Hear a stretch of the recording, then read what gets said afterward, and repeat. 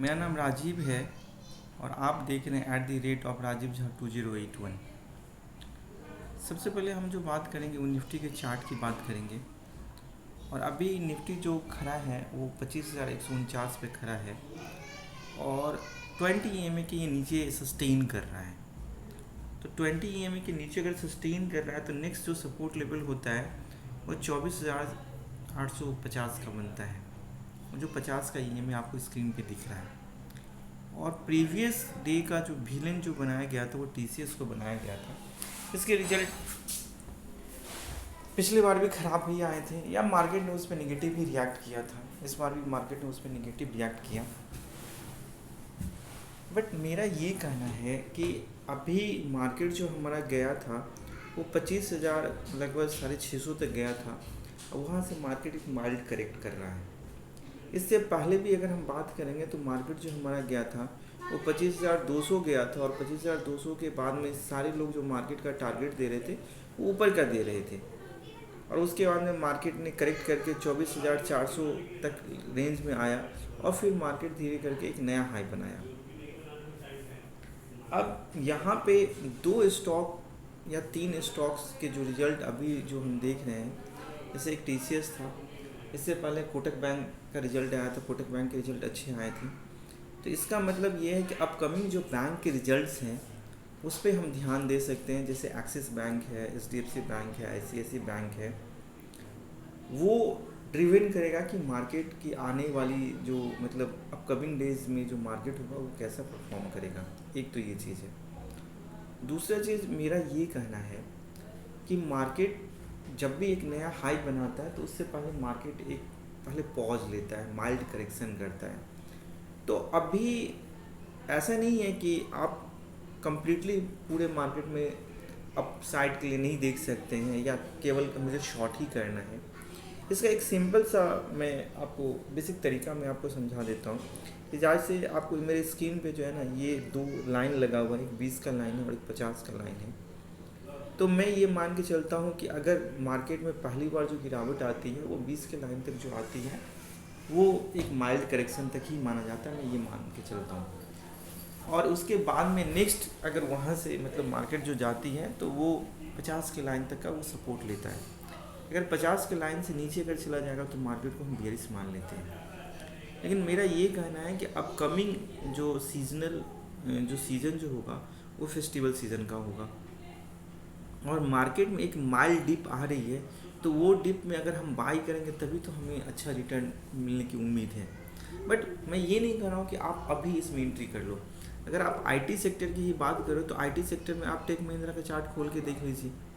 Take Mahindra में जरा सी भी गिरावट नहीं हुई, इसलिए क्योंकि टेक महिंद्रा इससे पिछले बार भी जो उसके रिजल्ट थे तो बाकी सारी IT कंपनी के मुकाबले में टेक महिंद्रा ने बहुत अच्छा रिजल्ट दिया था। तो ये स्पेसिफिक कंपनियों के ऊपर डिपेंड करता है कि कौन कंपनी क्या कर रही है क्या नहीं कर रही है। और दूसरा चीज़ ये भी डिपेंड कर रहा है कि मार्केट अभी कहाँ पे खड़ा है। अगर अभी हम गुड स्टॉक्स भी अगर खरीदेंगे तो उसमें भी हमें लॉस हो सकता है। और अगर मार्केट अगर अप ट्रेंड में है तो उस टाइम में ऐसा होता है कि अगर आप ख़राब स्टॉक्स भी हो तो भी वो मार्केट चूँकि रैली कर रही है तो वो स्टॉक्स भी रैली कर लेता है। तो अभी मेरा बस इतना ही कहना है कि हमें जो है सो थोड़ा सा कॉशियस रहना है। और ये अभी 1 डे का चार्ट है और मैं इसको 1 आवर के चार्ट पे करता हूँ। 1 आवर के चार्ट से मैं ये समझने की कोशिश करता हूँ कि मार्केट में कहाँ से पुल बैक होगा तो हमें पता चल जाए। जैसे कि आप इजी वे में देख रहे हैं यहाँ पे, अगर आप ऊपर लाइन में देखेंगे तो आप देखेंगे कि मेरा सीधा कहना रहता है कि पहली बार मार्केट अगर 1 घंटा में 20-50 के लाइन के नीचे जाएगा तो मैं शॉर्ट नहीं करूँगा। लेकिन दोबारा अगर मार्केट अगर आप देखेंगे 25,400 के बाद से जो मार्केट कंफर्म बता रहा था कि अब मैं यहाँ से नीचे जाने वाला हूँ तो आप यहाँ पे शॉर्ट करेंगे। और इसी का ठीक उल्टा अगर आप नीचे में अगर RSI को देखें तो मेरा सीधा सा कहना है कि अगर किसी भी स्टॉक्स का RSI या इंडेक्स का अगर 45 के नीचे अगर सस्टेन करने लगा तो वो ये बता रहे हैं कि मार्केट में अब मतलब माइल्ड टर्म में हम क्या करेक्ट करने वाले हैं। तो यहाँ से आप इस चीज़ों को पकड़ सकते हैं। अब इसी का ठीक उल्टा अब हमें ये पकड़ना है कि मार्केट में अगर शॉर्ट कवरिंग हो रही है या रिकवरी हो रही है तो हम वहाँ पे क्या कर सकते हैं। तो वहाँ के लिए इसी का ठीक उल्टा आप ये कर सकते हैं कि अगर इंडेक्स हो या कोई स्टॉक्स हो, अगर 20-50 के लाइन के ऊपर अगर 1 आवर में मार्केट सस्टेन करने लगे और अगर कोई स्टॉक्स का RSI सेम टाइम में अगर 55 के ऊपर सस्टेन करने लगे तो मतलब ये है कि वो स्टॉक बुल ट्रेंड में है। जैसे यहीं पे मैं कुछ और स्टॉक्स की बात करता हूँ। जैसे आप अगर देखना चाहेंगे तो मैंने इससे पहले भी जिक्र किया था कि आप अल्ट्राटेक सीमेंट देख सकते हैं, या अगर आप देखना चाहें तो फिर आप अभी एशियन पेंट्स भी आप देख सकते हैं। अब ये 1 घंटा के चार्ट में अगर अल्ट्राटेक को अगर आप देखेंगे तो ये 1 घंटा में ये 20-50 के लाइन के ऊपर है, और अगर इसका RSI भी देखेंगे तो आप यहाँ क्या 55 के ऊपर सस्टेन कर रहे हैं। तो गुड स्टॉक्स की भी मैं बात करूँगा और बैड स्टॉक्स की भी मैं बात करूँगा। अब इसी के में मैं दूसरा जो हमारे स्टॉक्स हैं उस स्टॉक्स की मैं बात करूँगा, मैं एशियन पेंट्स की बात करूँगा। एक नज़र उसके भी हम लोग देख लेते हैं और फिर उसके बाद में हम दूसरे स्टॉक्स के भी जिक्र करेंगे। अब यहाँ पे एशियन पेंट्स देखेंगे तो एशियन पेंट्स 1 आवर में 45 के नीचे चला गया है। तो मतलब ये है कि अभी ये कह रहा है कि अभी इस स्टॉक्स में आप बाइंग के लिए नहीं करें। हाँ, ये बात ज़रूर है कि इस स्टॉक्स ने सस्टेन किया है। आपका लास्ट जो है इसके 3 मंथ्स या 6 मंथ के जो चार्ट अगर आप देखेंगे तो उसके ऊपर इसने रिकॉर्ड किया, सस्टेन किया है। बट ये हम टेक्निकल एनालिस्ट हैं या हम ट्रेडर हैं, तो हमें सीधा सा ये कहना है कि अगर कोई स्टॉक्स 20-50 के लाइन के ऊपर 1 आवर में सस्टेन कर रहा है और 1 आवर में अगर उसका RSI 55 के ऊपर सस्टेन कर रहा है तो इट मीन्स क्या है कि वो हमारे लिए बुल है। अदरवाइज हमारे लिए उसके ठीक अपोजिट काम करेगा तो बेयरिश है। दूसरा जो मेरा कहना है वो है मेरा एक्सिस बैंक। मैं इसलिए आपको ये कह रहा हूँ क्योंकि एक्सिस बैंक के रिजल्ट आने वाले हैं और एक्सिस बैंक अपने मतलब 3 महीना का जो इसका लो है, 3 महीना के लोअर लेवल पे खड़ा है।